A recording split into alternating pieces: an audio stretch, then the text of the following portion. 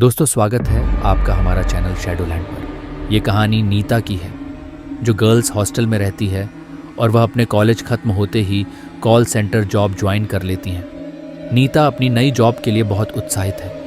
नीता की नौकरी का पहला दिन है और वह तैयार होकर समय से पूर्व ही कॉल सेंटर पहुंच जाती है, जहां उसे उसके टीम लीडर उसे काम की प्रक्रिया समझाते हैं। नीता कॉलेज में बहुत ही होनहार छात्रा थी, इसलिए उसे काम को समझने में कोई ज़्यादा परेशानी नहीं होती और वह पहले ही दिन से क्लाइंट कॉल अटेंड करने लगती है। नीता के बात करने का तरीका इतना अच्छा रहता है कि वह पहले ही दिन कई ऑर्डर जनरेट कर देती है।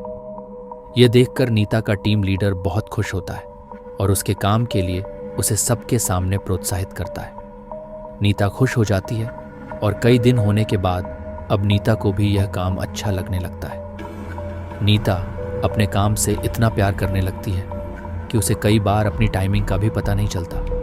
कई दिन ऐसे ही चलते रहते हैं। एक दिन नीता का टीम लीडर उसे नाइट शिफ्ट करने के लिए कहता है, लेकिन नीता रात में काम करने को मना कर देती है। दरअसल कॉल सेंटर की रात को काम करने वाले स्टाफ में कमी आ जाती है, जिसकी वजह से नीता को अप्रोच किया जाता है। काम की मजबूरी के चलते नीता हाँ कर देती है और अगली रात 8 बजे से नीता कॉल सेंटर पहुंच जाती है। नीता जैसे ही अपना हेडफोन लगाती है, सामने से आवाज आती है, सुबह तुम्हारे टीम लीडर की कार एक्सीडेंट से मृत्यु हो जाएगी। लेकिन वह इस कॉल को नजरअंदाज कर देती है। उसे लगता है ये जरूर किसी की शरारत होगी और वह रात की शिफ्ट खत्म करके सुबह अपने हॉस्टल पहुंचती है। हॉस्टल में नीता खाना खाते वक्त टीवी देख रही होती है। तभी उसे खबर मिलती है कि उसके टीम लीडर की कार एक्सीडेंट में मौत हो गई है और ये देखते ही नीता अपना खाना छोड़कर अपने कॉल सेंटर भागती है।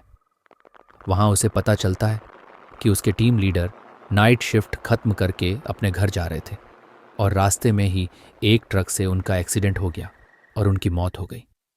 लेकिन नीता इसलिए ज़्यादा परेशान थी क्योंकि रात को जो कॉल आया था उसमें यही मैसेज था कि सुबह तुम्हारे टीम लीडर की कार एक्सीडेंट से मृत्यु हो जाएगी, और वह कॉल हकीकत में बदल चुका था, जिससे नीता बहुत परेशान थी। वह सभी को यह बात बताना चाहती थी, लेकिन उसे अच्छे से पता है कि कोई उसकी बात का यकीन नहीं करेगा। नीता पता करना चाहती है कि वह कॉल किसने किया था, इसलिए वह अपने एडमिनिस्ट्रेशन में जाकर कॉल डिटेल पता करती है। लेकिन जिस समय नीता को कॉल आया था उस समय का कोई भी रिकॉर्ड मौजूद नहीं होता।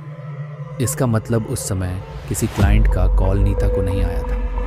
नीता इस बात पर यकीन ही नहीं कर पा रही थी कि उस कॉल की वजह से ही उसके टीम लीडर की मौत हुई, और वह परेशान होकर अपने हॉस्टल वापस लौट जाती है। सारा दिन परेशानी झेलने के बाद वह अपनी नाइट शिफ्ट के लिए तैयार होती है और कॉल सेंटर पहुंच जाती है। यहाँ उसके सहकर्मी पहले से ही काम कर रहे होते हैं और टीम लीडर के स्थान पर एक नए व्यक्ति को नियुक्त किया जाता है।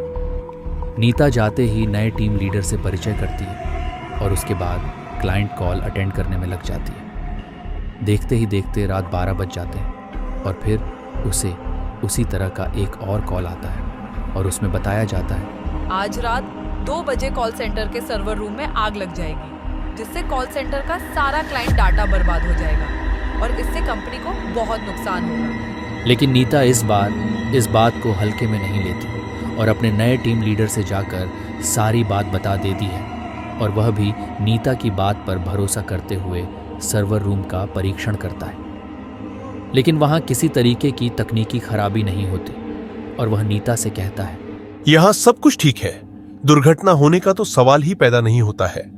जरूर तुम्हें फर्जी कॉल आया होगा, तुम अपने काम में लग जाओ। इन सब बातों पर ध्यान मत दो, कॉल सेंटर में स्पैम कॉल आम बात है। और नीता वापस कॉल अटेंड करने में लग जाती है। कुछ समय बाद जैसे ही 2 बजते हैं, सर्वर रूम में एक छोटा सा धमाका होता है और काम कर रहे सभी लोग भागते हुए वहां पहुंचते हैं और देखते ही देखते सारे कमरे में आग लग जाती है। टीम लीडर सभी से आग बुझाने को कहते हैं। तभी वहां रखे हुए पानी के कंटेनर से सभी आग बुझाने में कामयाब हो जाते हैं। लेकिन सर्वर रूम जलकर खाक हो चुका था और अब वहां कोई बैकअप नहीं किया जा सकता था। मतलब जो कॉल आया था वह पूरी तरह सच साबित हो चुका था और यह बात केवल नीता और उसका टीम लीडर ही जानते थे। नीता का टीम लीडर उसे अपने चैम्बर में बुलाता है और नीता से पूछता है, तुम्हें ऐसे कॉल कब से आ रहे हैं? जिस दिन से मेरे काम की शिफ्ट चेंज हुई उसी रात 12 बजे पहला कॉल आया था, लेकिन मैंने उसे ज्यादा महत्व नहीं दिया था। और जब उस कॉल में बताई गई बात सच हो गई तो मैं दूसरी कॉल आते ही आपके पास आई और यह घटना भी सच हो गई। टीम लीडर नीता के साथ मिलकर योजना बनाता है और अगली रात 12 बजे के कॉल के लिए दोनों तैयार होते हैं, जिसमें एक ही कॉल को सुनने के लिए दोनों अलग अलग हेडफोन कनेक्ट करते हैं। तभी 12 बजते ही कॉल आता है और नीता कॉल रिसीव करती है और साथ ही अपने टीम लीडर को भी इशारा करती है ताकि वह भी कॉल में बताई जा रही बातें सुन सकें, और दोनों हेडफोन लगा लेते हैं। नीता को हेडफोन में आवाज़ आती है कि आज कॉल सेंटर के चौकीदार की मौत करंट लगने से होगी, और तभी नीता डर वजह से हेडफोन निकाल देती है और टीम लीडर के चैम्बर में भागते हुए जाती है और कहती है, सर सुना आपने, आज हमारे कॉल सेंटर के चौकीदार की मौत होने वाली है। लेकिन ताज्जुब की बात तो ये है कि टीम लीडर को कोई आवाज़ नहीं सुनाई दी थी और उसके हिसाब से नीता को भी कोई कॉल नहीं आया था, क्योंकि ट्रैकिंग डिवाइस में किसी कॉल की पुष्टि नहीं हो रही थी।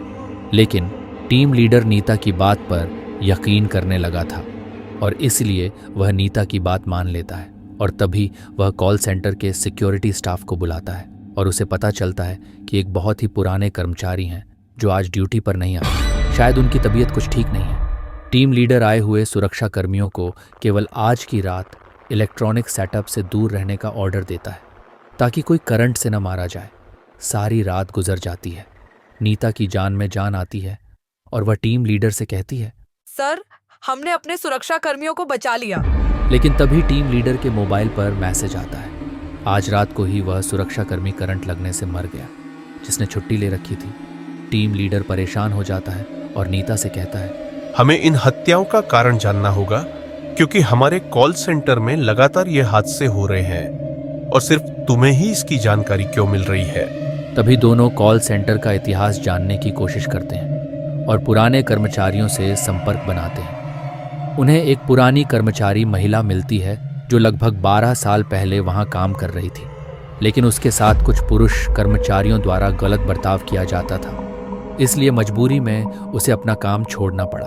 और उसकी सहेली, जिसका नाम भी नीता था, उसके साथ तो बहुत ही गलत हुआ था, जिस सदमे से उसने उसी कॉल सेंटर में फांसी लगा ली थी और कुछ समय के लिए वह कॉल सेंटर बंद रखा गया था। नीता की टीम लीडर को अब सारी बात समझ में आने लगती है और उसे एहसास होने लगता है कि वही लड़की नीता से संपर्क बना रही है, क्योंकि वह नीता में ही अपने आप को ढूंढ रही थी। नीता यह बात जानते ही डर जाती है और वह अपनी नौकरी छोड़ने का फैसला करती है, लेकिन टीम लीडर उसे मनाने की कोशिश करता है और कहता है, तुम ही हो जो उससे संपर्क बना सकती हो, और यदि तुम चली गई तो ये हादसे हमेशा होते रहेंगे और हमें पता भी नहीं चलेगा। जरा सोचो, कितने निर्दोष लोगों की जान जा सकती है। और यह बात सुनते ही नीता मन बना लेती है कि वह पता लगा कर रहेगी कि यह हादसे कैसे रोके जा सकते हैं, और दोनों मिलकर एक व्यक्ति के पास जाते हैं जिसे वैज्ञानिक रूप से भूतों से संपर्क साधना आता था। वहां जाकर उस व्यक्ति से उन्हें पता चलता है कि जब तक उसका बदला शांत नहीं होगा वह ऐसे ही हत्या करती रहेगी, लेकिन यदि हम उसकी आत्मा का संपर्क कॉल सेंटर से अलग करने में कामयाब हो जाए तो हादसे रोके जा सकते हैं। लेकिन इसके लिए नीता की जान को खतरा हो सकता था, क्योंकि उस वक़्त नीता को अकेले ही कॉल सेंटर में रहना होगा, और जैसे ही वह नीता से संपर्क करेगी तो उसे नीता के शरीर के अंदर आने के लिए यह व्यक्ति विवश कर देगा और उसे नीता के शरीर के अंदर रखते हुए कॉल सेंटर से बाहर निकालकर किसी दूसरे स्थान में उसे आज़ाद कर देगा, जिसके लिए उससे जुड़ी पहले की कोई पुरानी वस्तु ही जरिया बन सकती है। और अधिक जानकारी जुटाने से उन्हें पता चलता है कि वह हेडफोन जो नीता इस्तेमाल करती थी उसे वही लड़की इस्तेमाल किया करती थी, लेकिन यह कार्य गुप्त तरीके से किया जाना था क्योंकि वहाँ लोगों के होने से असफल होने का खतरा था। टीम लीडर सभी स्टाफ को छुट्टी दे देते हैं और तीनों मिलकर योजना को अंजाम देने के लिए कॉल सेंटर पहुंच जाते हैं। रात 12 बजते ही हमेशा की तरह कॉल आता है और योजना के अनुसार वैज्ञानिक उस आत्मा को तकनीकी प्रक्रिया के तहत नीता के शरीर में उसे प्रवेश करवा देते हैं और नीता बहुत अजीब सा बर्ताव करने लगती है। उसे संभलना मुश्किल हो जाता है तभी दोनों नीता को रस्सी के सहारे बांधकर कार तक ले जाते हैं और एक सुनसान जगह धार्मिक स्थल पर उसे आज़ाद करने की तकनीकी प्रक्रिया करते हैं। कुछ ही घंटों बाद नीता को होश आ जाता है। टीम लीडर यह देखकर बहुत खुश होता है क्योंकि उन्होंने खतरा उठाते हुए इतना बड़ा काम कर लिया था और बहुत से बेकसूर लोगों को मरने से बचा लिया था। इस हादसे ने नीता को झकझोर के रख दिया, इसलिए वह अपनी नौकरी छोड़ देती है और अपने गांव वापस चली जाती है। इस घटना के बाद कुछ दिनों के लिए कॉल सेंटर में नाइट शिफ्ट बंद कर दी जाती है। इस घटना के कुछ दिन बीते ही थे, अचानक 12 बजे फिर कॉल सेंटर में कॉल आता है। जबकि सारा सिस्टम बंद किया जा चुका था, लेकिन फ़ोन की घंटी बजती रहती है और कहानी ख़त्म हो जाती है। दोस्तों, अगर आपको हमारी आज की वीडियो अच्छी लगी हो तो चैनल को सब्सक्राइब करना ना भूलिएगा, और अगर वीडियो अच्छी लगी हो तो वीडियो को लाइक ज़रूर करें। आपका दिल से धन्यवाद।